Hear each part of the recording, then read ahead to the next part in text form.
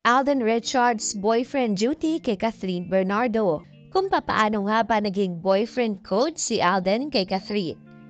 Ultimo kasi ang pagiging photographer ay talagang si Alden na ang gumagawa.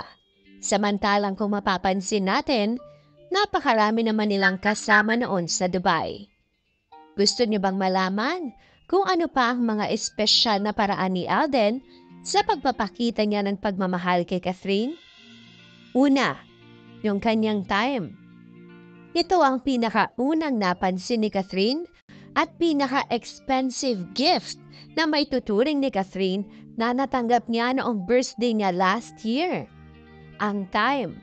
Dahil despite ng mahal na araw na mga panahon na iyon, at busy rin si Alden sa kanyang mga mahahalagang schedules, ibinigay niya ang kanyang time para makapunta sa birthday celebration ni Catherine.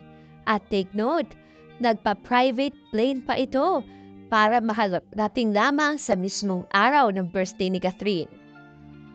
Second, isa sa love language ni Alden ang pagbibigay ng regalo o material na bagay.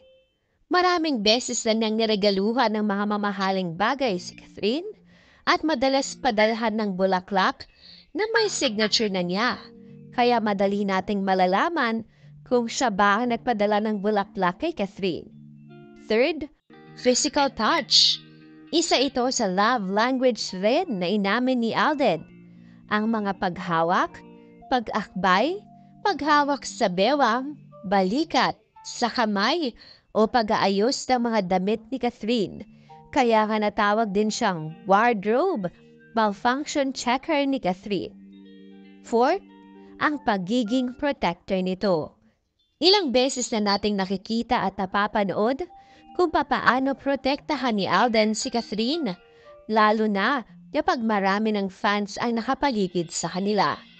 Handa siyang iharang ang buong katawan niya, wag lang masaktan si Catherine. Fifth, isa sa inamin na love language ni Alden kay Catherine ay ang pagbibigay nito ng pagkain at pagyayaya kumain.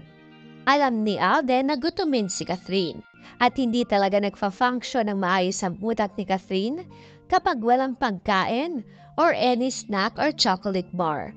Kaya naman, nariyan si Alden at to the rescue para kay Catherine. At syempre, marami pa tayong mga boyfriend code pa love language ni Alden na hindi natin nakikita pa, lalo na pag silang dalawa na lang. Talaga nga namang this time, hindi na nga natin masasabi pa na promotion ang lahat ng kanilang mga ginagawa. Dahil nandyan si Alden para kay Catherine na may pagkukusa at handang ialay ang kanyang sarili para lamang sa pinakamamahal niyang si Catherine. Kaya naman, talagang hindi na tayo magtataka pa kung ano talaga ang relasyon ng dalawa. Dahil malinaw naman na lahat ng ginagawa ni Alden ay description ng isang marespetong boyfriend. Kaya naman, ano pang hinihintay nyo? Manatiling nakatutok at nakasubscribe sa channel na ito para sa nalalapit marahil na confirmation ng dalawa sa kanilang relasyon.